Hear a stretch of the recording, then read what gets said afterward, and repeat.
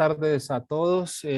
Bienvenidos a esta quinta sesión de la serie de seminarios sobre depósitos de residuos mineros desde caracterización hasta gobernanza. El día de hoy nos acompaña el doctor Alejo Esfriso, con una presentación titulada Análisis de disparadores de licuación estática con HS Small, ¿no? Me permito hacer una remembranza del doctor Esfriso. Permítame, encuentro el archivo. Alejo es experto en la aplicación de métodos numéricos para el diseño, análisis y evaluación de riesgo de construcciones geotécnicas, con énfasis en sus procedimientos constructivos. Tiene 30 años de experiencia, proyectos en más de 25 países y más de 90 publicaciones. Alejo pertenece a 12 asociaciones profesionales, incluyendo la Sociedad Internacional de Mecánica de Suelos e Ingeniería Geotécnica, la Sociedad Internacional de Ingeniería Geológica, Sociedad Internacional de Mecánica de Rocas, la Sociedad Internacional de Geosintéticos, el ICOL, la Sociedad Internacional de Métodos Computacionales y Avances en Geomecánica, la ACCE, entre otras, y sus correspondientes capítulos en Argentina, además de ser profesor de Mecánica de Suelos y Geología de la Universidad de Buenos Aires.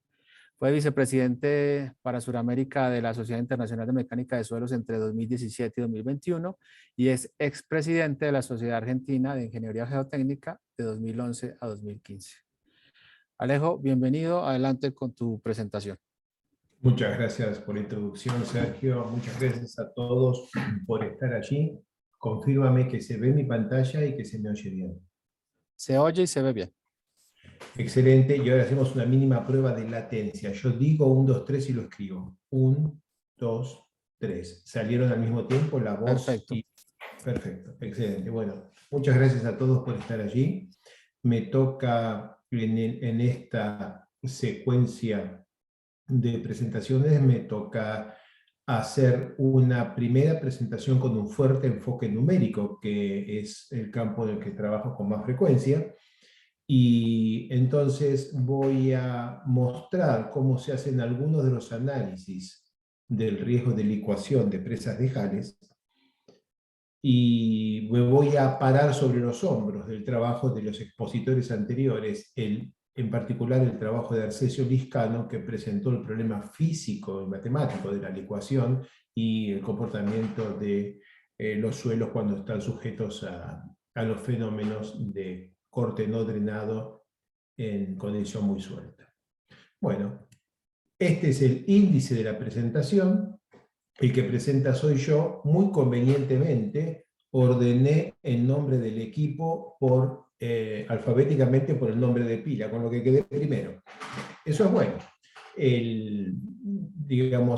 Eso no significa que sea yo el jefe ni nada por el estilo del grupo. El grupo es un grupo grande y lo que van a ver hoy es contribución de diferentes personas, de una manera que no tenemos ningún registro de quién dijo qué, en qué momento. No importa, es un trabajo del equipo. Y el contenido de la presentación tiene 4 capítulos, de los cuales el primero es un repaso. Es un repaso porque, como dije, voy a usar lo ya construido por los expositores que me antecedieron. Y después el núcleo de la presentación es esto: calibración de HS Small para licuación estática. Muy técnica. Creo que saqué todas las fórmulas menos 2, una filmina que tiene un par de fórmulas, pero igual queda alguna que otra ahí, y es muy técnica, voy a tratar de ir despacito por allí. Y después, una vez que uno logró calibrar un modelo constitutivo, que voy a explicar después lo que es, lo que sigue es básicamente hacer un análisis relativamente robusto y simple para analizar el comportamiento de estas presas de Jales. Empecemos a trabajar. Recordemos el problema de la licuación estática. Esto van a ser 4 o 5 filminas, se construye sobre lo que mencionó Arcesio en una presentación pasada. Entonces tenemos una muestra en un ensayo triaxial, es una muestra de una arena muy suelta o de un jal, y si la ensayamos en carga drenada, o sea, si permitimos que el agua que está en los poros escape, la muestra reduce su volumen y al hacerlo desarrolla una relación entre tensión y deformación como la que se ve en la línea verde. va reduciendo su volumen, se va achicando en altura, se hace como un barrilito y va desarrollando tensiones hasta alcanzar una resistencia máxima. Este es el comportamiento de una arena suelta en un ensayo triaxial o de un HAL en un ensayo triaxial.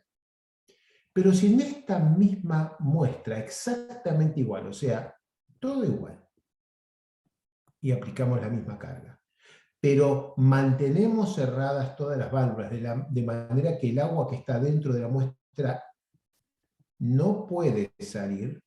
Si eso pasa, la muestra que cuando recorría la línea verde se reducía su volumen y el agua escapaba de la muestra, al estar las válvulas cerradas, el agua que quiere escapar no puede, entonces aumenta su presión. Cuando aumenta la presión del agua, se reducen las presiones efectivas y llega un momento en el que las presiones efectivas que quedan son tan bajas que la resistencia del material cae abruptamente.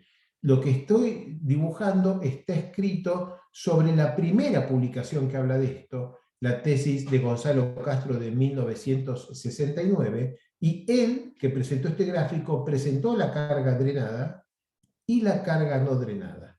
Noten que estamos hablando de la misma arena, en este caso con la misma densidad relativa, en condición drenada alcanzó estos 8 kilos por centímetro cuadrado con las unidades que se usaban en ese entonces, mientras que en carga no drenada, la misma arena falló para una carga del orden de 2 kilos por centímetro cuadrado. Más significativo es que la curva verde que corresponde al ensayo drenado es dúctil, en el sentido que siempre va creciendo hasta que se pone horizontal. En cambio, en carga no drenada, una arena suelta como la de este dibujo, alcanza un máximo y después cae en lo que se denomina una falla frágil. Gonzalo Castro contaba que le llevaba varios minutos, quizás alguna hora, ir en carga no drenada muy lenta de acá hasta acá en su máquina de ensayo. Él hacía los primeros ensayos en carga controlada, o sea, iba agregando pesos. Pero que desde aquí hasta aquí el fenómeno se produce en una fracción de segundo. O sea, vamos agregando pesos y estamos una hora agregando pesos hasta llegar acá, y en algún momento agregamos un peso adicional y todo se desmorona en una fracción de segundo. El problema se conocía desde antes de 1969. La razón por la cual Gonzalo Castro pudo hacer ese aporte, que es el primer aporte que se presenta, es porque en 1969 aparecieron los captores. A finales de la década de 60 aparecieron los captores electrónicos que permitían medir la evolución de la presión de poros y tener varios puntos para medir a lo largo de una fracción de segundo, algo que no se podía hacer obviamente con manómetros. Bien, entonces se conoce que este punto, el punto a partir del que está donde está el láser, el punto a partir del cual se produce una falla catastrófica y muy rápida, este punto tiene una notación, se lo denomina la línea de inestabilidad.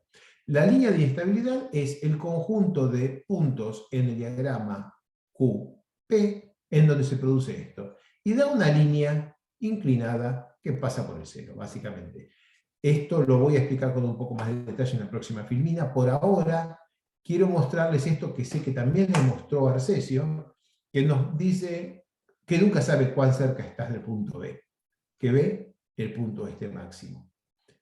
¿Cómo es este videito? Aquí un alumno le va a dar un mínimo golpecito a esta botella llena de arena que arriba tiene un peso, y cuando ocurre este golpecito, algunos granitos van a pasar de acá hasta acá, y eso desarrolla una reacción en cadena que produce la falla de todo el sistema. Cuando venga golpecito de martillo, miren cómo esto se hunde porque ha licuado toda la columna de arena. Va.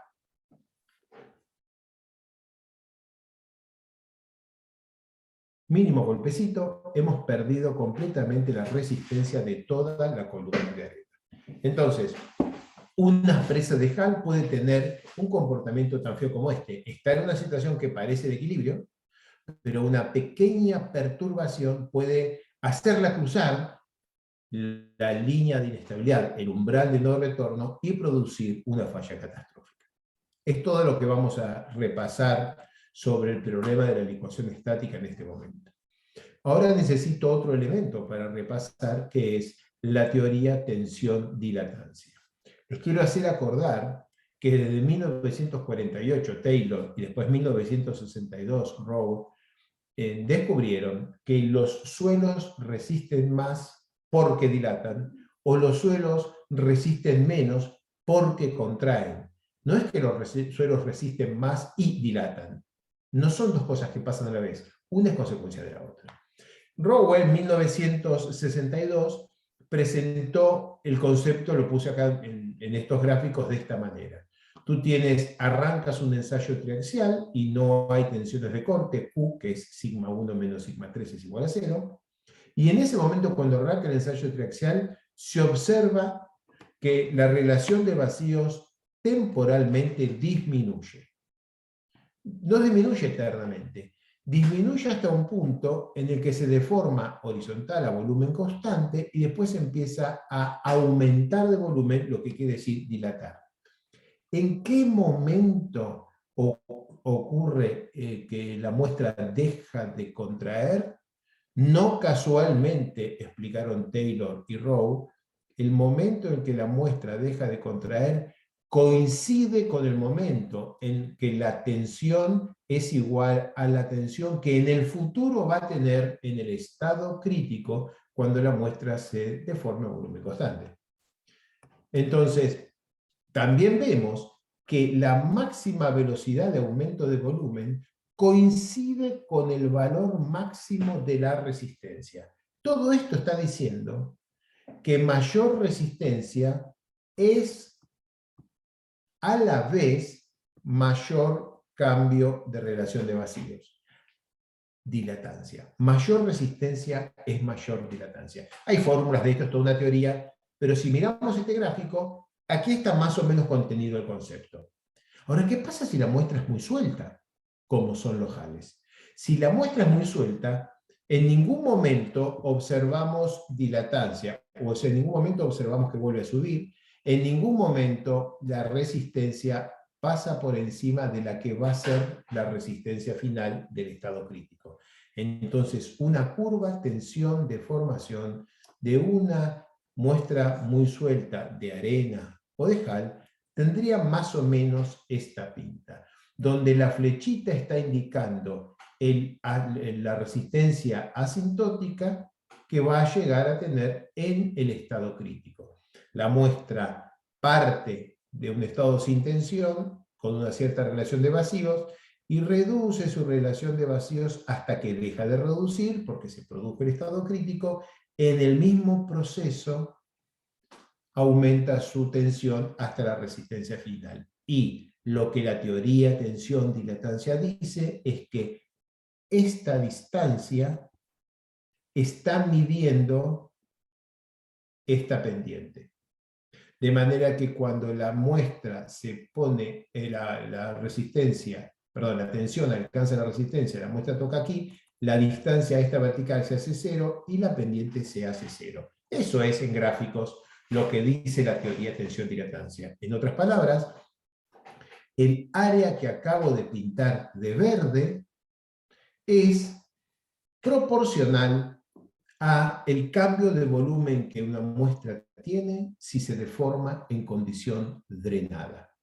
Pero esta presentación es sobre licuación estática y modelación de licuación estática, que obviamente es un fenómeno no drenado. Entonces, ¿por qué digo todo esto? Bueno, porque la teoría de tensión-dilatancia me indica que el área esta es proporcional a este cambio de volumen en condición drenada y también es proporcional a cuánto se reduce la presión efectiva por el crecimiento de la presión de poros si la carga es no drenada. Aquí el gráfico voy para atrás, aquí esto representa Q contra epsilon 1 en condición drenada. Y acá es cambio de relación de vacíos contra epsilon 1 en el mismo ensayo drenado. En este gráfico, esto de arriba es drenado para mantenerlo fresco en la memoria, pero este es el comportamiento no drenado en el que estamos interesados. El cambio de presión efectiva que ocurre en un ensayo triaxial no drenado guarda relación conceptual y cuantitativa con esta área verde si el ensayo fuera drenado. El ensayo no es drenado, entonces es a volumen constante. Esta línea verde, esta área verde, en este ensayo no lo vamos a ver. Pero es importante entender que conceptualmente esto va así. ¿Y por qué? Porque el cambio de volumen es igual al cambio de presión dividido por el coeficiente de compresibilidad de rigidez volumétrica del material. En los suelos, el coeficiente de rigidez volumétrica depende de la relación de vacíos y de la presión media, y esta cuenta es una cuenta fuertemente no lineal, pero conceptualmente, voy para atrás, cambio de volumen, si a este número lo divido, perdón, a este número lo multiplico por K, tengo que tener el cambio de presión. Bien, y esto otra vez fueron 4 filminas para un repaso de la teoría tensión-dilatancia, porque son elementos que voy a necesitar más adelante en la presentación. Y por último, como esta presentación es el uso de un modelo constitutivo, el modelo HS-SMALL, para simular la licuación estática, necesito otras 4 filminas sobre el modelo HS-SMALL en sí mismo. ¿Y qué es? ¿Por qué le decimos modelo? Porque es un modelo constitutivo. ¿Y qué es un modelo constitutivo? Un modelo constitutivo es la forma elegante de hablar de una relación tensión-deformación. Si estuviéramos hablando de una barra de acero, la tensión es la tensión uniaxial media en la barra y la deformación es lo que se estira la barra. Nosotros tenemos suelos, son tridimensionales, no son barras ni placas, son 3D, y las trayectorias de tensiones pueden ser muy complicadas, compresión isotrópica, endométrica, triaxial, drenado o no drenado, deformación plana. Es una familia de procesos de deformación que nosotros estudiamos. Pero ahora nos concentramos por un rato solamente en el ensayo triaxial de compresión, y en el ensayo triaxial de compresión observamos que los suelos, cuando aumentamos la carga, reducen su altura, aumentan su diámetro, van reduciendo su volumen, después dilatan, y todo eso, ponerlo en una serie de ecuaciones para que una computadora lo entienda, es algo relativamente complejo. Ese set de ecuaciones que hace que una computadora pueda simular algunos aspectos del comportamiento experimental de los suelos, es lo que llamamos un modelo constitutivo. En particular, HS-SMALL, este modelo constitutivo, es un modelo constitutivo, voy a ser técnico ahora, de plasticidad con endurecimiento isotrópico, que tiene una serie de parámetros para caracterizar diferentes rangos de comportamiento del terreno. Por ejemplo, tiene la rigidez a baja deformación, que ustedes típicamente calibrarían con ensayos geofísicos in situ o con ensayos de columna resonante en el laboratorio.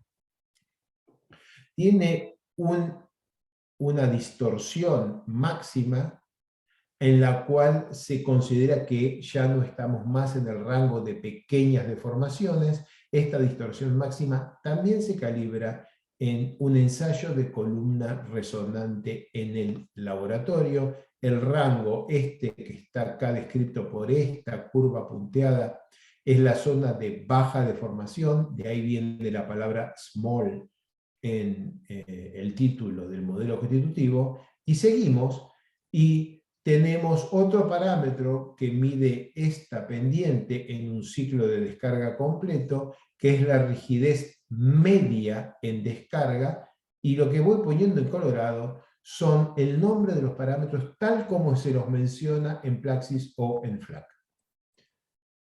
También tenemos una relación hiperbólica, la vieja relación de Duncan-Chang, que está cuya, digamos, forma queda determinada por la rigidez media en primera carga y el parámetro se llama E50ref.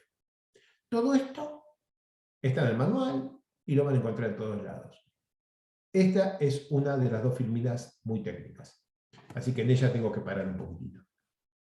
Todas estas cosas las dijimos recién y ahora vemos en el modelo HS-Small una implementación de la teoría tensión-dilatancia de la que hablé hace un ratito, que relaciona el cambio de volumen con la distancia a la línea de estado crítico. Entonces, si tengo, déjeme dibujar chiquitito acá arriba, si yo tengo esta curva, habíamos dicho que más o menos por acá, esta distancia marcaba la pendiente con la que la curva de deformación volumétrica se mueve en un ensayo triaxial. Bien, todo eso se traduce en que cuando la tensión se hace igual a la del estado crítico, o sea, el ángulo de fricción interna movilizado se hace igual al ángulo de fricción interna a volumen constante, en ese momento no hay cambio de volumen. Borro todas mis rayas porque en este gráfico está contenida esa información.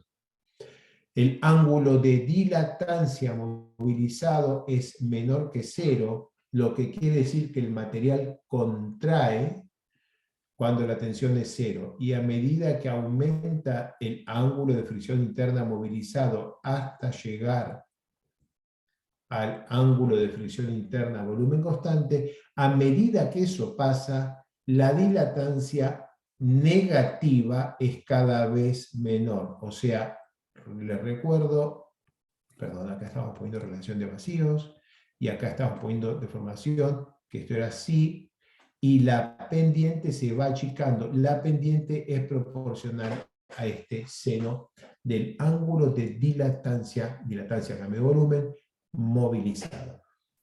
Estas expresiones diabólicas, que no voy a entrar a explicar en este momento, son las que están implementadas en el modelo HS-Small y son las que determinan cómo cambia el volumen simulado por este modelo constitutivo a medida que evolucionan las tensiones en un ensayo, en cualquier trayectoria de tensiones y en particular en un ensayo triaxial.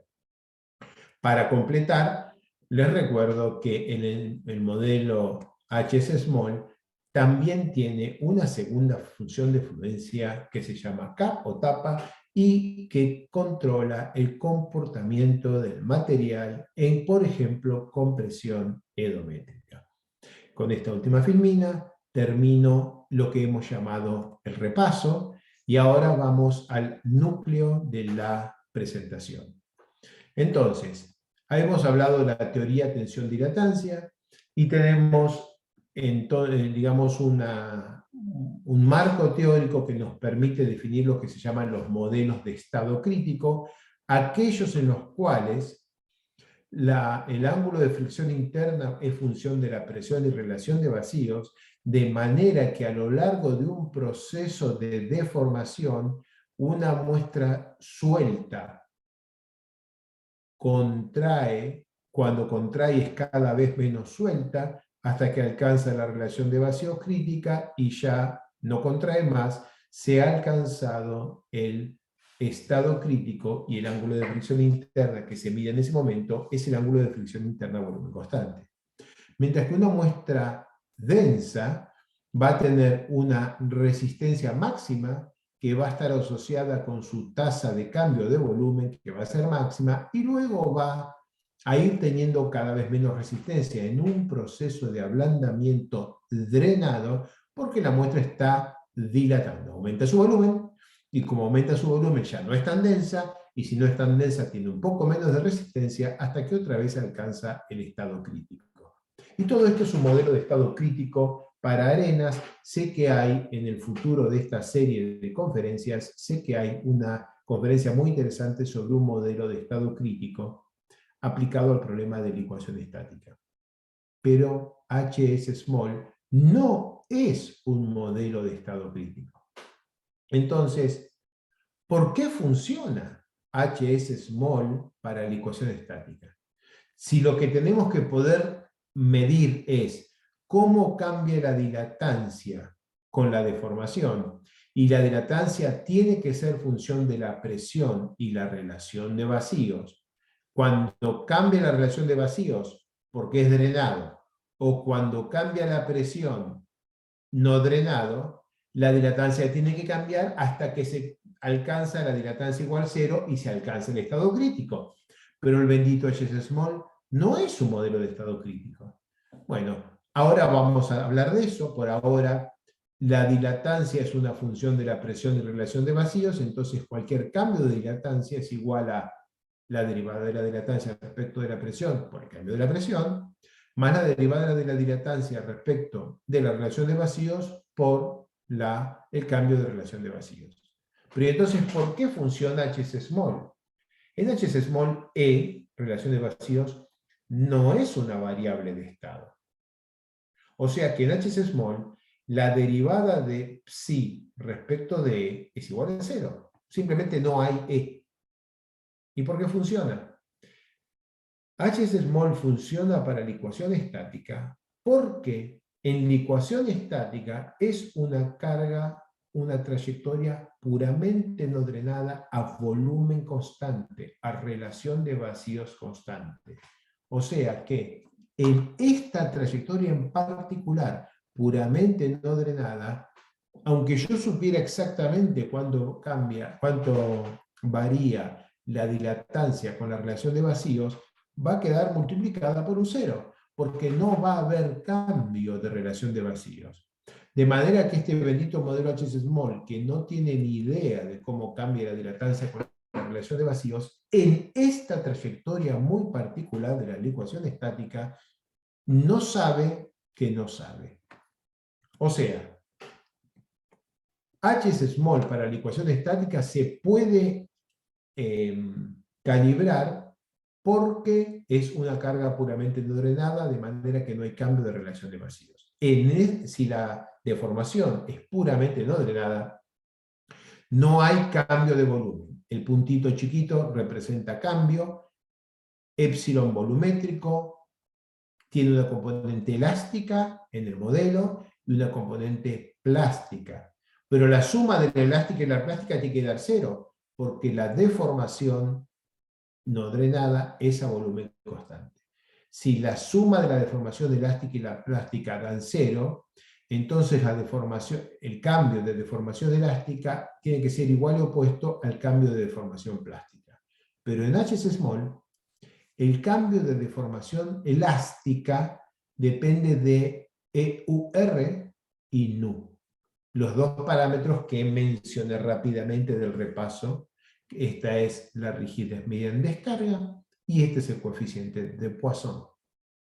Mientras que el cambio de deformación volumétrica plástica, que es función del área verde, es función de los parámetros que determinan la pinta de esa área verde, que son esencialmente la pendiente en carga E50 ref, el parámetro RF y el ángulo de dilatancia. Voy a hablar de ellos en las filminas que siguen.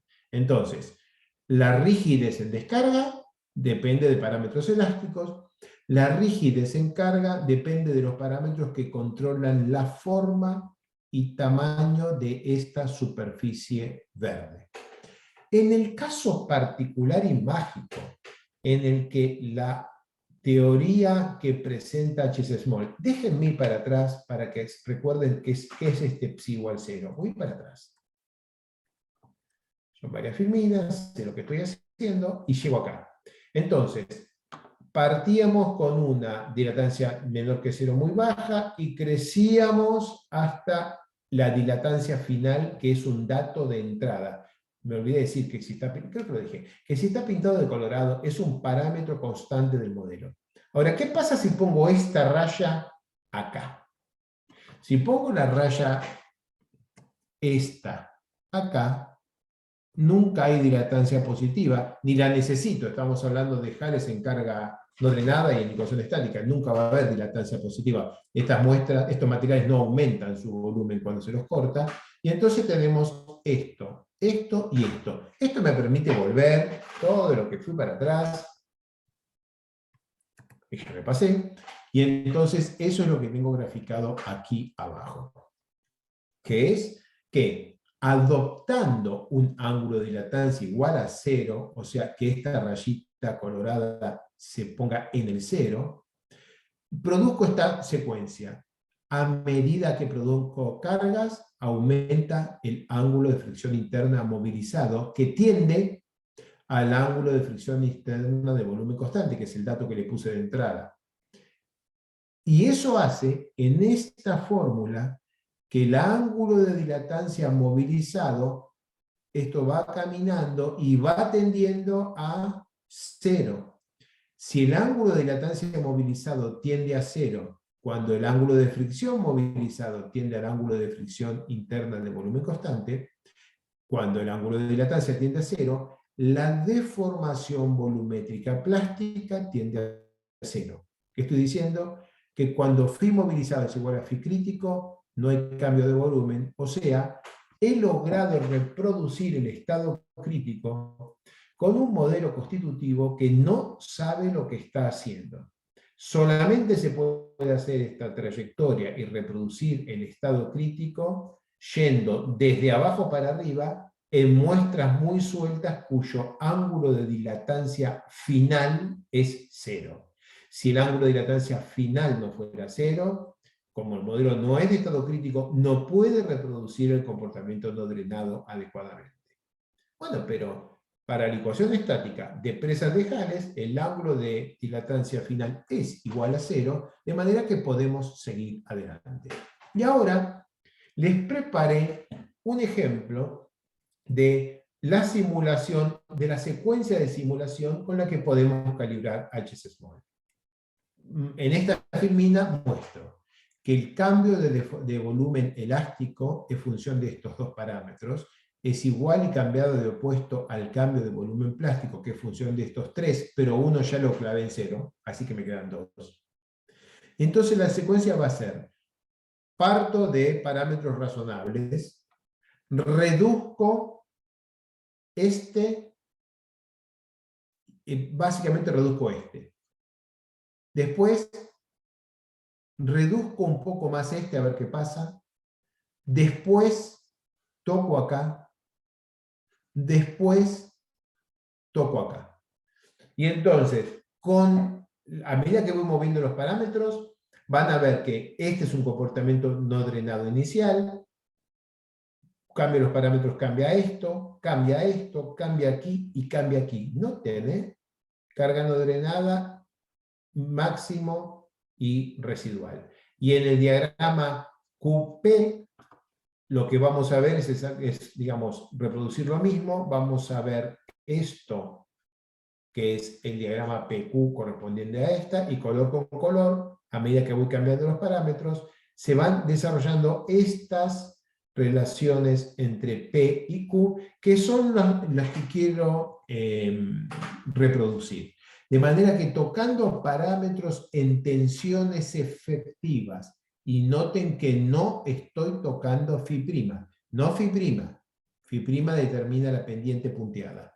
Cambiando parámetros de presiones efectivas, estoy logrando reproducir un comportamiento no drenado con ablandamiento, e incluso sale una línea de inestabilidad. La línea de inestabilidad que une el 0 con el punto más alto de la curva, fíjense, es un resultado de esta calibración. La línea de inestabilidad en este tipo de análisis no es un dato de entrada. El dato de entrada es cuánto es la resistencia máxima y residual que quiero reproducir y cuánto es la deformación a la que se produce la resistencia residual. Eso es lo que quiero alcanzar, pero no tengo en ningún lado donde escribir resistencia no drenada máxima, residual o deformación. No tengo eso. Lo que tengo son estos parámetros y tengo que jugar con ellos hasta lograr la calibración deseada. Entonces, dejo este gráfico de la derecha quieto y el de la izquierda pongo el drenado versus el no drenado, para que se entienda lo que estoy haciendo. Acá tendría yo que cambiar, y creo que voy a poder hacerlo a esto, algo para pintar. La resistencia máxima alcanzada por la línea esta negra es proporcional a esta área. En realidad como inversamente proporcional. Se alcanza ese valor de resistencia final en la línea negra porque el área amarilla de la izquierda es relativamente pequeña. En cambio, en la línea colorada, la resistencia máxima que se alcanza, que es esta, es menor, porque jugando con los parámetros, el área bajo la línea colorada incluye también, perdón, bajo no, sobre, entre la línea colorada y la línea de estado crítico, incluye también todo eso. Más pintado de amarillo a la izquierda, más bajito a la derecha. Entonces ahora voy a la línea amarilla, esto lo voy a hacer una por una después, y como tengo todavía más área aquí, por haber toqueteado los parámetros, la resistencia máxima también se reduce. Y todavía tengo acá una línea verde. Esta línea verde está asociada al coeficiente de Poisson, nu, que cambia ahí, en el ejercicio cambia un valor. Pero en el ensayo drenado, el coeficiente de Poisson no juega ningún rol, por eso no hay ninguna línea verde del lado izquierdo. Y si ahora pasamos al último parámetro que me toca, que es RF, voy a obtener una resistencia máxima y residual según esta curva, que son mucho menores que la original, porque ahora también uso toda esta área que está acá. Bien, todo eso que hice hasta ahora, lo vamos a hacer una por una. Y vamos a la primera. Entonces, salgo de un estado original con estos parámetros, y a los que tengan acceso al software los invito a que simplemente los carguen y jueguen. Con estos parámetros de entrada, salgo y para hacer el ejercicio muestro que si divido todos los parámetros de rigidez, por ejemplo a la mitad, tac, tac, tac a la mitad, la curva PQ no cambia, y apenas cambia la curva Q epsilon 1, lo que en la práctica significa demasiado poco cambio de área bajo la curva, casi no hay cambio de comportamiento perceptible. Pero si reduzco los parámetros E50 ref y E endométrico de referencia, o sea, si redujo la rigidez elastoplástica a la mitad, ya veo un cambio de comportamiento. Y es interesante ver que ya el punto más alto en la curva PQ ya no es el punto final, como era antes en el caso base. ¿Cuál es lo que sigue? Ya reduje 2. Puedo reducir más la rigidez de carga al corte. Reducir más la rigidez de carga al corte me produce esta nueva caída. Déjenme recordarles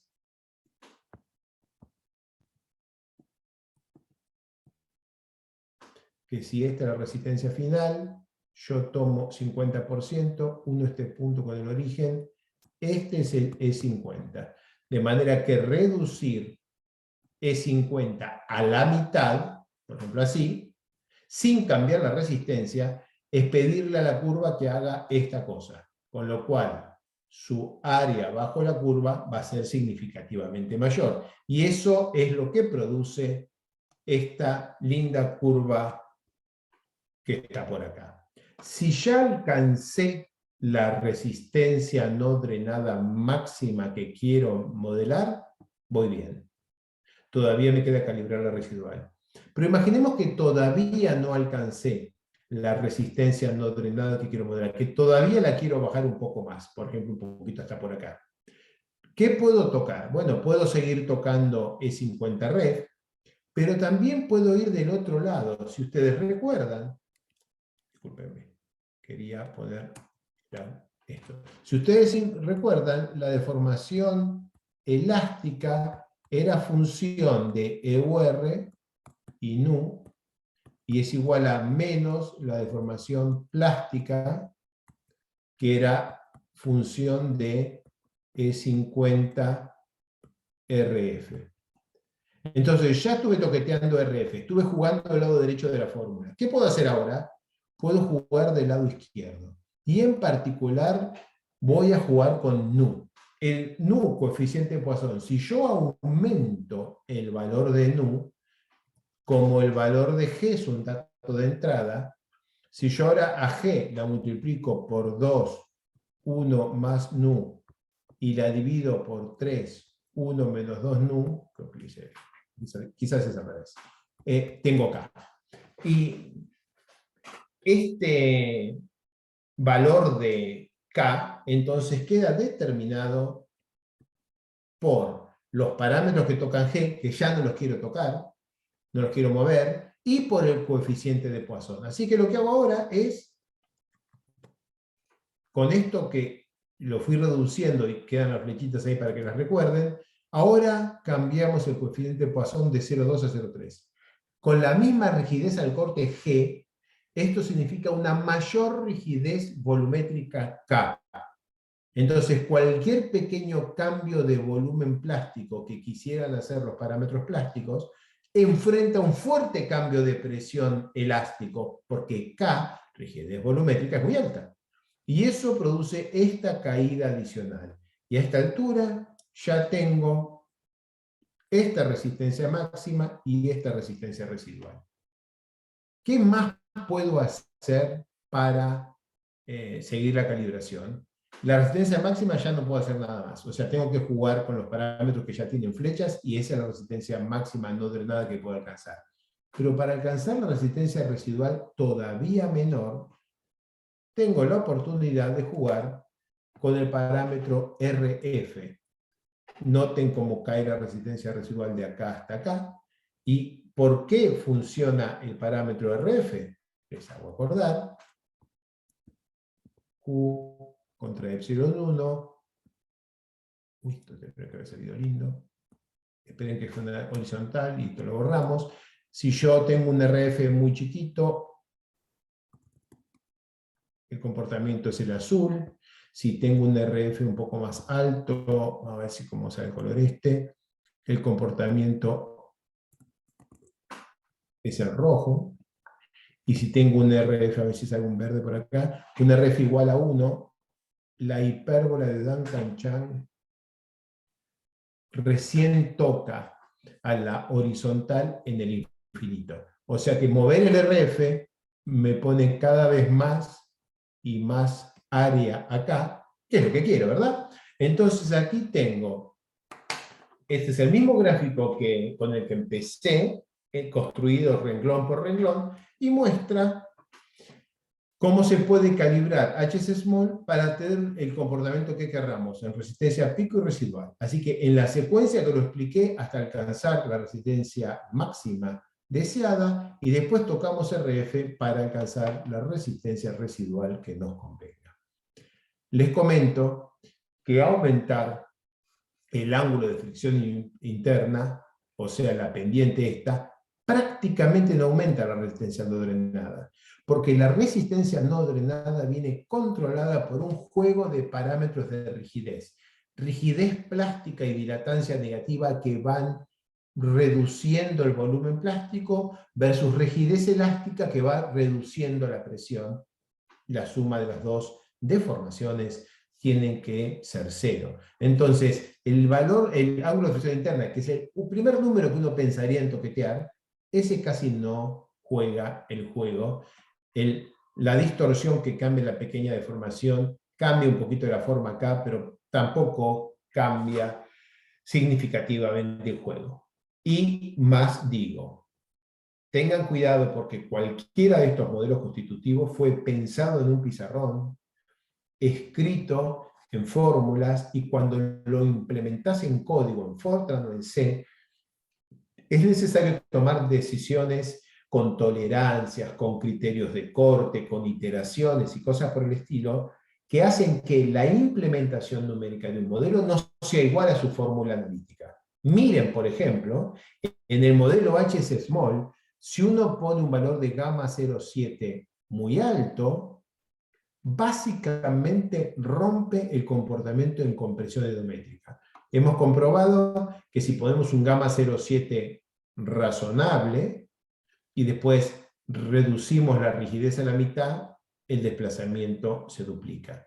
Pero si ponemos un gamma 0,7 que no es razonable y después reducimos la rigidez a la mitad, no hay cambio de comportamiento. Con un gamma 0,7 alto, la trayectoria termina siendo así. Esto que está acá, cuando hubiéramos deseado una línea recta continua. Un primer problema. El segundo, de la implementación, esta filmina la tengo que mostrar un par de veces, es que cuando uno hace una trayectoria de endurecimiento, o sea, típica, monotónica, de un ensayo de deformación plana con HS small, en un suelo preconsolidado, sale esta preciosa y deseada línea recta. Mientras que si uno hace una trayectoria de deformación plana, pero trabajando sobre la tapa del modelo, como la tapa tiene todas estas formas de curvaturas, es casi una flor, la implementación numérica hace que el estado de tensiones finales no quede donde está el láser, que es donde yo lo querría, sino que va a parar básicamente a condición triaxial. Voy para atrás, para cuando vuelva a venir, miren cómo se mueven los puntos rojos de la izquierda y la derecha. Ahí va. Este que tendría que haber seguido para allá, termina caminando por esta superficie curva y termina apoyado sobre la línea meridional de condición triaxial, a pesar de ser una trayectoria de deformación plana. Bueno, he usado casi todo el tiempo disponible para la descripción de cómo se calibra HS Small. Una vez que está calibrado, lo que sigue es análisis numérico convencional. Entonces, discúlpenme, vamos a hablar de disparadores de la ecuación estática, pero no de ellos como teoría, sino cómo los modelamos, ¿no?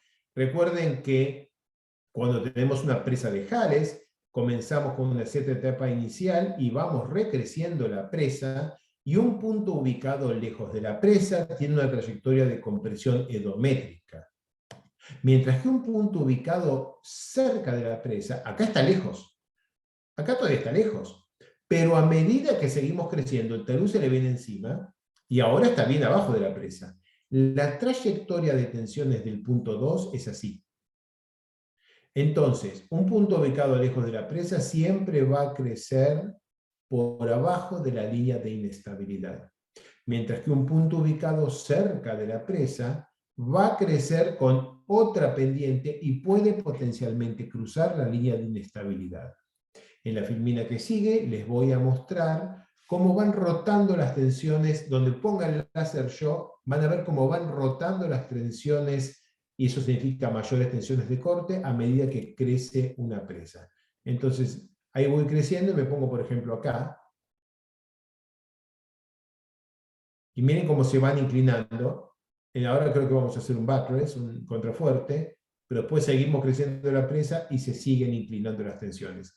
Acá son siempre verticales, condición endométrica, pero acá van rotando, y en esta rotación es que se juega el cambio de volumen y la potencial inestabilidad. Por lo tanto, una vez calibrado HS Small, nuestra estrategia de análisis debe consistir en construir en condición drenada y que dé lo que dé, cambiar el comportamiento a no drenado y perturbar el equilibrio, como quien le lastima, molesta a la presa a ver cómo se porta. No interesa si pongo una carga en la superficie, si es posible que un camión llegue allí. No importa si es realista la carga. Lo que es importante es, si un pájaro pesado aterrizara ahí, ¿perturbaría el equilibrio como el martillito perturbó a nuestra columna de arena, produciendo la falla catastrófica? ¿Cómo es de robusto el equilibrio? Los mecanismos que estamos proponiendo son aquellos que producen diferentes trayectorias de tensiones desde un cierto punto inicial y hacia la zona de inestabilidad. Puede ser un aumento del nivel freático, puede ser una deformación en el pie de la presa, puede ser una carga superficial.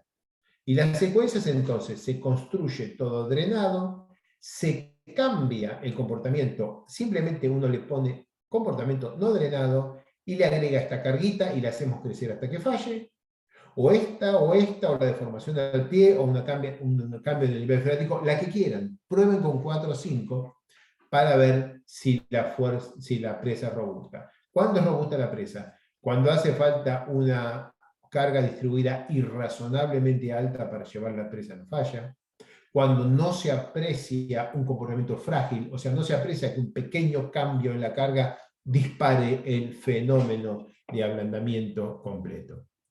Me quedan solo 5 filminas, de las cuales 2 no son muy útiles. En las 2 que siguen voy a mostrar 2 videitos. En el primero que voy a mostrar, en la que sigue, voy aumentando una carga y no se ve nada en la mitad de arriba, y en la mitad de abajo se ve cómo se van generando presiones de poros porque se va produciendo el colapso local del material, hasta que empezamos a ver en la mitad de arriba los desplazamientos que van creciendo. Ahí vamos. Está creciendo la carga y vemos aquí cómo va creciendo las presiones de poro en los jales y en el pie de presa. Hay un momento en que las presiones llegan a un punto que se dispara el mecanismo de falla. Este mecanismo de rotura progresiva es simplemente hacer crecer la carga, y esto aquí, entre comillas, licúa, o lo que es lo mismo, reduce mucho su resistencia en carga no drenada, solamente con una calibración de HS Small como la que les acabo de mostrar. La última filmina técnica muestra el mismo problema, pero ahora viendo las trayectorias de tensiones. Los diferentes puntitos son estos A, B, C, D, A, F, y a medida que vamos aumentando la carga, miren cómo los diferentes puntos pasaron la línea de inestabilidad y se están yendo a la condición residual. Esto es Q, esto es distorsión, esto es Q y esto es P. Lo que están viendo acá es lo que vimos durante toda la presentación, solo que en este caso parten del estado inicial de la presa, que no es un estado de cero tensión de corte.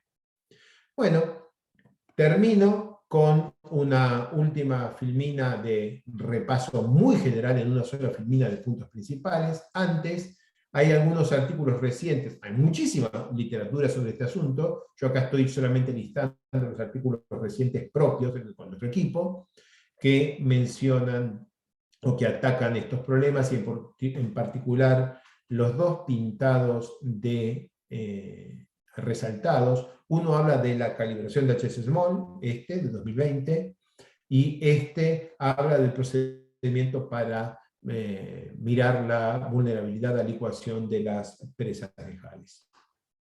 Bien, mi última filmina es esta, el resumen de puntos principales, y es: una presa de jales segura es una presa seca.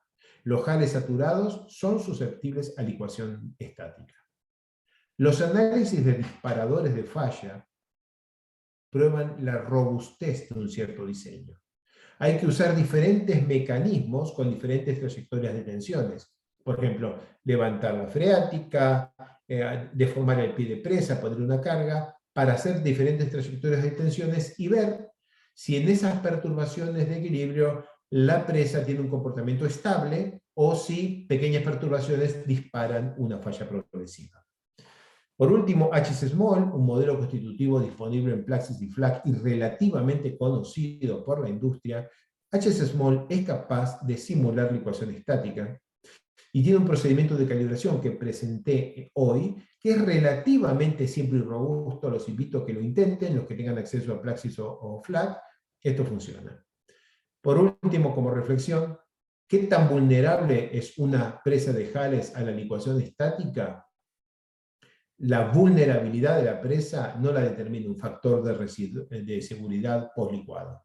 La vulnerabilidad de la presa se analiza con modelación numérica que calcula las deformaciones asociadas a estos eventos. Con esto termino, Sergio, gente. Espero que la transmisión haya funcionado y quedo, por supuesto, disponible para consultas, para preguntas o comentarios. Gracias, Alejo. Le recuerdo al auditorio que está abierta sesión de preguntas, entonces pueden enviar en los dos espacios que se tienen en la aplicación para enviarlas. Y mientras pasa eso, Alejo, entonces aprovecho para agradecerte esta presentación de análisis de disparadores de licuación estática con HSS Small, donde se presenta un procedimiento simplificado para hablar triggers de depósitos de Hales aguas arriba, empleando la metodología de Harden y Sol HSS Small, como alternativa a metodologías enmarcadas en la teoría de estado crítico, ¿no? Permítanme, van llegando las preguntas. Estoy organizando un poco aquí algunas para que tengamos cierto orden. Y empiezo con algunas de fundamentos, Alejo. Una pregunta puntual. ¿Ocurrirá, de Jorge Chávez, ocurrirá la licuación en Hales filtrados compactados? Los Hales filtrados compactados, en el momento de su colocación son dilatantes, o sea que no tienen licuación estática. Pero tú los apilas y apilas y apilas. A medida que vas aumentando tu pila, los Hales de la base van comprimiéndose, su grado de saturación va aumentando y pueden alcanzar saturación completa o casi completa. Además, como los Hales son en general, son siempre harina de roca y son en general partículas en contacto, tienen un comportamiento para altas presiones que es frágil. Hay que analizar el riesgo de licuación estática en las pilas de Hales compactados si son grandes, si son altas, si no, no. Pero si son altas, el riesgo existe, aunque por supuesto el riesgo es enormemente menor que el que tiene una presa de Hales convencionales, ¿no? El riesgo no es comparable, pero no es imposible que haya licuación estática en una pila muy grande, muy alta de Hales en pasta. Gracias, Alejo. Otra pregunta de Francesco Antonio Francalva. ¿Qué sentido o a qué se refiere la palabra movilizado en la curva de tensión de formación y qué lo diferencia de decir simplemente ángulo de fricción? El ángulo de fricción movilizado técnicamente no existe. El ángulo de fricción es horizontal, phi. Lo que hay hasta phi es la curva tensión de formación. En la jerga que viene desde mediados de los 50, a este punto, porque por supuesto tiene esta tensión sigma, se le dice que tiene un ángulo de fricción movilizado porque se grafica tau sigma y se grafica el estado de tensión con un circulito de Moore cuya pendiente es phi movilizado. A medida que aumentan las tensiones y llegamos acá, vamos a tener un círculo así. Y este es phi. Este phi que está acá arriba es este. Pero se le dice phi movilizado como bendita jerga, y esto es el diámetro de este círculo de Moore. Entonces uno pone el círculo de Moore, tira una recta y tiene un valor de phi movilizado que va creciendo hasta que alcanza phi, el ángulo de fricción. Es pura jerga. Ok, Alejo, gracias. Y esta otra, ¿una acción sísmica generaría una licuación o licuefacción dinámica? Tiene que ver con los triggers, Alejo, a ver si nos comentas algo a ese respecto. Mira, la licuación inducida por acción sísmica es muy relevante. No la mencioné en este momento porque lo que estamos aquí analizando es, tenés una configuración estable. Mira mi latita, ustedes no saben qué marca es. Tienes una configuración estable, le das un golpecito y tiene que seguir estable. Ese golpecito puede ser real, como un terremoto, o puede ser simplemente imaginado por ti. Pasa un camión muy pesado o se apoya un avión, lo que tengas en la cabeza, no interesa. Lo que importa es si hay un diseño en el cual una pequeña perturbación dispara un comportamiento inestable. En el caso de los terremotos, la acción ya no es virtual, es real. Y claramente hay un valor de terremoto que puede producir fallas en casi cualquier estructura geotécnica. De manera que el problema de la licuación sísmica es enormemente relevante, no se puede analizar con HS Small, es enormemente relevante, pero esto es un capítulo completamente separado, en el cual uno tiene una acción real y tiene que calibrar modelos constitutivos que puedan predecir el comportamiento del terreno frente a cargas cíclicas contra una acción real, ya no virtual. Ok. En esta misma línea, Alejo, pregunta Ariel Bustamante, que expusiste el disparador con el efecto de carga variable actuante. También analizaron con el cambio de niveles freáticos, el HS-SMAL captura la reducción de resistencia por incremento de presión de poros. Claro. Sí, sí, el cambio de nivel freático es un cambio de estado de presiones. Cuando uno cambia el nivel freático no cambia las tensiones de corte, básicamente, pero sí cambia las presiones efectivas, con lo que el cociente Q sobre P cambia. Y esa es una perturbación como cualquier otra. Puedes cambiar el nivel freático, puedes agregar una carga en superficie, puedes deformar el pie, puedes inducir un pulso de presión de poros en algún punto, puedes en cualquier pedacito de la malla asumir que cambió mágicamente a condición licuada y le cambias las propiedades a ese cuadradito, y si tú le cambias las propiedades a un cuadradito, se deforma un poquito y se queda, estamos bien. Pero si tú en un cuadradito cualquiera de la malla cambias las propiedades e inmediatamente propaga una rotura que alcanza toda la presa, ahí estamos mal. O sea, es perturbación del equilibrio. ¿Se acuerdan de las clases de pandeo, no? En ingeniería estructural, todas las hemos vivido. La columna pone la carga y alcanza una pequeña carga del 1% para que una columna falle, porque alteraste el equilibrio. Esto no es pandeo, pero el concepto es el mismo. El equilibrio tiene que ser estable y robusto, o sea, tiene que tolerar pequeños desvíos, pequeñas perturbaciones y volver a su condición inicial. Ok, Alejo. Vamos a pasar a algunas preguntas que tienen que ver con la metodología de calibración. Francesco Antonio Franco vuelve a preguntar, en el último añadido de la calibración, el modificar el ratio RF mantiene la resistencia pico del suelo y solo hace más tendida la curva. ¿Esto es coincidencia o siempre en la calibración del modelo cambiar dicho ratio permite ajustar únicamente la resistencia residual? Cambiar dicho ratio permite ajustar fundamentalmente, un poquitito toquetea la otra, pero fundamentalmente toca la resistencia residual. ¿Por qué? Porque el parámetro RF determina a qué deformación la hipérbola toca a la línea de falla final. Entonces, si uno pone un RF de 1, la hipérbola solo alcanza el valor asintótico en el infinito. Y eso maximiza la cantidad de área. ¿Pero dónde la maximiza? En la zona de grandes deformaciones. O sea, solo aparece más área verde de mi dibujito en la zona en la que estamos mirando resistencia residual.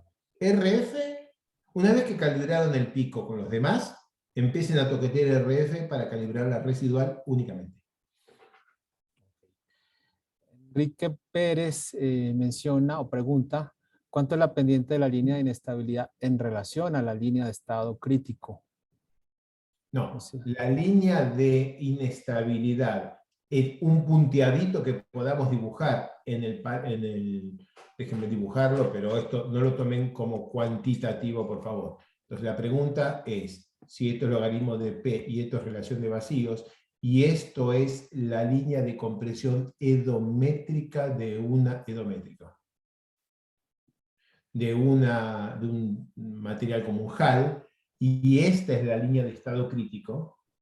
¿Cómo es la línea de inestabilidad? Bueno, en este gráfico, la línea de estabilidad va a tener una pinta como esta, no se va a cruzar el mismo punto, eso lo hice porque no sé dibujar. Uno parte de una condición como esta, alcanza una resistencia máxima y cae. Esto está en logaritmo, pero si no estuviera en logaritmo, si esta presión fuera en escala aritmética, lo que acabo de dibujar es que uno parte de un valor, crece y cae, y el punto máximo está por acá, pero no hay una ecuación para esta línea. Hay ecuación para esta y hay ecuación para esta, pero la que dibujé en azul y le cambié el color es un resultado de la calibración del modelo, no es un parámetro de entrada. No hay un parámetro para determinar la pendiente de la línea de estabilidad. Es un resultado de haber puesto los demás parámetros dentro de la coctelera y haber sacado el número. Alejo, y en este sentido, aprovechando el esquema, pregunta si la línea de estabilidad es la misma que la línea de colapso propuesta por Sladen o son cosas distintas. No, no lo sé. No sé contestar esa pregunta. Ok, En la línea de colapso, que como la conozco yo, no aplica a este mecanismo de suelos saturados que se desestructuran. Si estamos hablando de la misma línea de colapso, la línea de colapso por aumento de contenido de humedad o como es, colapso por carga en condición de material colapsable, de material metastable. Esto no es eso, esto es el colapso no se produce por un derrumbe, por ejemplo, rotura de cementación o cualquier derrumbe físico, sino simplemente por una reducción de las presiones efectivas de un material que no tenía ningún cementante ni ningún otro puente resistente que no fuera la fricción entre partículas. Pero pudo haber contestado cualquier cosa. La respuesta es la respuesta a lo que yo entendí de tu pregunta y puede ser muy diferente a la pregunta real. ok. Jorge Antonio Umpay pregunta, una consulta en la secuencia de la calibración del modelo, Alejo. Se propuso Sí. una reducción en los parámetros que involucra las deformaciones volumétricas, elásticas y plásticas. ¿Se sigue algún procedimiento estándar para la reducción de estos parámetros o es en base a la experiencia o tu experiencia, de la experiencia de tu equipo que se hace Claro. el cambio? La pregunta es muy buena. Esto que presento ahora, nos animamos a presentarlo ahora después de haberlo hecho 20 o 30 veces. Si lo haces en este orden, lo haces enseguida. Hemos probado todo. Entonces, empezás con posición de Poisson y si lo haces en un orden distinto de este, tomate tu tiempo, tomate el fin de semana y te va a salir bien. Pero en este orden es una hora la calibración, no es una semana. Perfecto. Enrique Pérez pregunta que si se han realizado comparaciones entre este análisis de disparadores usando Norsan y HS Small, Alejo. Hemos hecho algunos análisis de este tipo.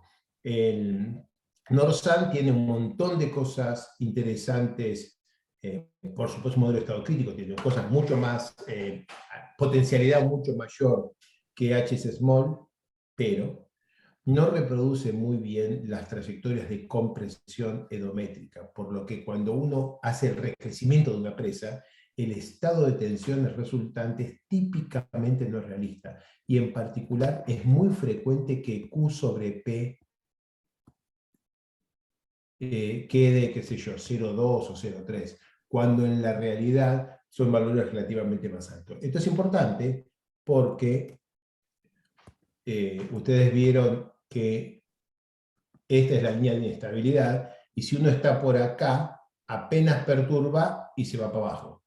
Pero si uno en un modelo constitutivo produce un Q sobre P muy bajo, se produce toda una resistencia o una robustez que no es tan así, porque este número es muy parecido a lo que sabemos que ocurre en el terreno y este no. Por supuesto que se puede calibrar Norsan para que dé un valor de Q sobre P razonabilísimo, pero digamos, si yo tuviera que hacerlo, haría toda la construcción con algo como HS Small, modelo industrial, y pasaría a Norsan solamente para el análisis de disparadores. No haría toda la construcción de una presa con un modelo como Norsan, ni como Camplay. Estas cosas digamos, no son exclusivas de Norsan, esto pasa muchísimo en todos los modelos de estado crítico. Perfecto. A Alejo, ver, Víctor Luis Hernández Bartolo pregunta, ¿la estimación de presión de poro que se presentó en el modelo se da por la forma de la curva PQ? Es decir, ¿es una respuesta ya considerando los parámetros elásticos asignados al modelo? sí, la forma de PQ que se muestra ahí depende de los parámetros elásticos y de algunos parámetros escondidos por default, por ejemplo, el coeficiente de compresibilidad volumétrica asumido para el agua, que no es igual en Praxis y FLAC. Por ejemplo, la respuesta es que la curva PQ o la curva Q epsilon que se ven son resultado de parámetros que no están en esas curvas. O sea, no hay ningún parámetro que te diga la resistencia, que vos le pongas resistencia no drenada máxima tanto, ese parámetro no existe. El que le digas la presión a la que termina, ese parámetro no existe. En el modelo HS Small y prácticamente en ningún modelo de presiones efectivas. En los modelos de presiones efectivas, en los que los parámetros son los mismos para análisis drenado que no drenado, en esos modelos La resistencia a corte no drenada siempre es una salida, un resultado de otros parámetros y no un parámetro directo de entrada. Ok. Otra pregunta, Jaime Barbosa. ¿Se conoce algún rango de línea en... perdón, me salté una disculpa. De Manuel Antonio Espina. ¿En qué tipo de materiales térreos no es recomendable aproximar la licuación estática mediante el modelo HSN Small? Bueno, en los HS Small, en Plaxis y FLAC, sobre todo en Plaxis, cuando te metes en la zona de los suelos no saturados, la cosa se pone más vidriosa porque la hipótesis de no drenado deja de ser estrictamente la hipótesis de cambio de relación de vacíos igual a cero. O sea, no drenado quiere decir que no hay flujo de los fluidos, aire y agua. Pero eso no significa deformación volumétrica igual a cero en el caso de suelos parcialmente saturados. Se usa igual porque no hay otra cosa o porque es lo más robusto, pero se pone un poquito más vidrioso. Entonces, si tuviéramos que analizar el problema de la ecuación estática, por ejemplo, de un dry stack, de una pila de jales, digamos, no saturados, compactados, sobre todo en las zonas en las que el grado de saturación ya es lejano al 100%, este procedimiento no sería muy adecuado, estaría fuera del rango de robustez del modelo. O sea, el modelo no sería seguro en esa zona. Puede ser conservador o no conservador, pero eso no interesa. Lo que interesa es que pierde la capacidad de replicar el comportamiento observado. Así que, ¿dónde no lo usaríamos? En materiales fuertemente no saturados hay que tratar de no usarlo. Por lo menos no sin un cuidadosísimo análisis. Okay. Otra pregunta, ahora sí de Jaime Barbosa. ¿Se conocen algunos rangos de línea de inestabilidad o solo se obtienen mediante la calibración? Es porque No, trabajo con el modelo Norsan y él tiene un rango de 0.07 para decir que es inestabilidad según la literatura, pero no sabe cómo se mira respecto a HSM no, Small. claro, que eso hay que medirlo en el ensayo de laboratorio, eso no lo decidís en la computadora con HSMOL. La línea de inestabilidad se mide en el laboratorio y se reproduce con HSMOL jugando con todos estos parámetros como le enseñé hoy, pero no la determina el que hace el modelo numérico. Sale de los triaxiales no drenados que se hacen en el laboratorio. Perfecto. Y cerrando esta parte como de calibración y modelos, ¿qué modelos constitutivos es recomendable utilizar para realizar un análisis de ecuaciones dinámica, Alejo, en tu opinión? Nosotros estamos usando fundamentalmente PM4Sand porque es razonablemente robusto y para los problemas que nos ha tocado presentar funciona razonablemente bien. Si el problema es 3D, PM4Sand no funciona, su papá, el papá de PM4Sand, el modelo, la madre, es Sanisan. Todo parece indicar que Sanisan se va estabilizando como un modelo, digamos, robusto para licuación sísmica 3D. Recientemente, o sea, hace un año o dos, en FLAC 3D, y solo en FLAC 3D, no estoy consciente que esté en otro lado, hay un modelo que se llama P2P, P2P, muy lindo. No tengo una gran experiencia con él, no he trabajado mucho, pero se lo ve muy bien. Es una versión de Sanisan que toma algunos de los ingredientes de PM4San. Les repito, estoy hablando medio como comentarista, no lo he trabajado personalmente, pero es muy lindo, P2P. Está en FLAC 3D, creo que no está en FLAC 2D, no está en Plaxis. Ok. Y ya cerrando la sesión de preguntas, Alejo, viene una pregunta en cuanto a la aplicación. Pregunta Juan Carlos, no viene el apellido. Entonces, una ventaja de este procedimiento sobre un modelo de estado crítico es que es que puede emplear el procedimiento de reducción de resistencia para calcular un factor de seguridad determinista, combinando equilibrio límite y esto, Alejo, si es que entiendo bien la Mira, pregunta. esa no sería una ventaja de que no sea de estado crítico. HS Small no es, lamentablemente no es un modelo de estado crítico. pero es un modelo amplísimamente usado en la industria para muchísimos problemas. Es la nave de hoy, digamos, es la nave insignia de la mayoría de los análisis típicos estáticos, de manera que lo conoce muchísima gente. Y que se pueda razonablemente hacer un análisis realista, ingenieril, con un modelo que no es de estado crítico, es una buena noticia que estoy compartiendo con ustedes en esta presentación. Para cualquier cosa un poquitito más elaborada, HS Small queda chica. Esto es claramente el extremo, el límite, el borde de lo que HS Small puede hacer, ni un poquito más va a poder hacer que esto que estamos mostrando, pero hasta aquí llega. ¿Qué otros modelos constitutivos? Los hay muchos, pero hay muchos modelos. Por ejemplo, Dorsant viene del original CAMPLAY, del CAMPLAY original. Hay cosas que hace que las hace mejor que ningún otro, pero hay un amplísimo conjunto de cosas que no hace bien, ni siquiera más o menos. Entonces, hay muchísimos problemas. Usted no usaría Dorsant para un análisis de un túnel en medio estratificado, para una excavación con etapas. No es un gran modelo para eso. Para licuación estática de un material saturado con una línea de estado crítico que se cruza, un Dorsant basado en el State Parameter, desarrollado por Billy Jeffries, fantástico. Para eso es fantástico su modelo de estado crítico. Hemos probado que con HS Small, que es un modelo muchísimo más prosaico y, digamos, de la industria, más práctico, se sacan resultados razonables. Y eso es todo el aporte de esta presentación. O sea, Norzan y esto peleamos cuál de los dos conviene para el análisis de disparadores, pero hay que construir la presa antes de hacer los disparadores. Y construyendo la presa, claramente HS Small es mejor. Y bueno, este es el tipo de comentarios que hacen al oficio de hacer la modelación científica. Veo que el doctor Botero Jaramillo tiene la mano levantada. Correcto, sí, estamos. Eduardo, adelante, por favor. No, no, muy interesante todo, se me levantó la mano. Ah, ok. Perdón. Ok, Eduardo, perfecto. Bueno, pues Alejo, te agradezco mucho la presentación. Permítanme comparto, a ver si lo encuentro. Un segundo, tan amables. Me ha perdido la información. Para comentarte respecto al reconocimiento. Lo tengo por acá, aquí está.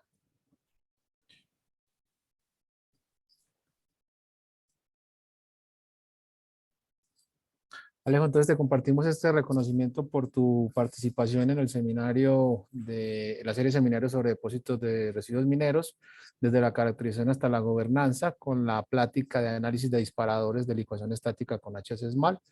Lo firman el reconocimiento el ingeniero Roberto Velar Cajiga y el doctor Miguel Ángel Mánica, presidente y vocales de la Sociedad Mexicana de Ingeniería Geotécnica. Pues agradecemos mucho tu tiempo.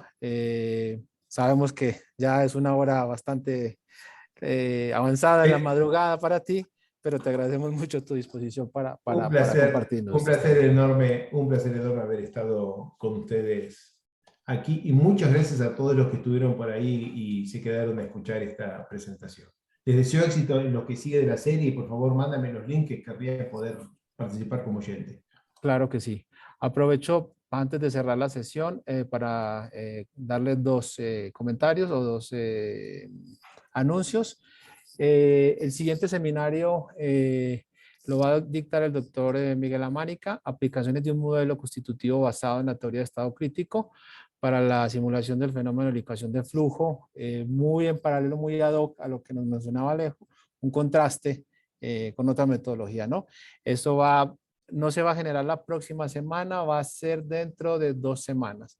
Y aprovecho también para mostrarles el flyer completo de todas las presentaciones que se van a generar. Esto supongo yo, Miguel, Eduardo, va a estar disponible ya en la página de la sociedad, pero este ya es como el compendio de todos los seminarios que se van a presentar, ¿no? Entonces, si no tienen más observaciones, Eduardo, Ricardo, procedo entonces a cerrar la sesión. Les agradezco muchísimo la participación de todos y nos estaremos viendo entonces dentro de 2 semanas. Alejo, muchas gracias de nuevo. Y a todos Muchas los gracias a asistentes, todos. muchas gracias por su participación. Buenas tardes. Gracias, buena tarde.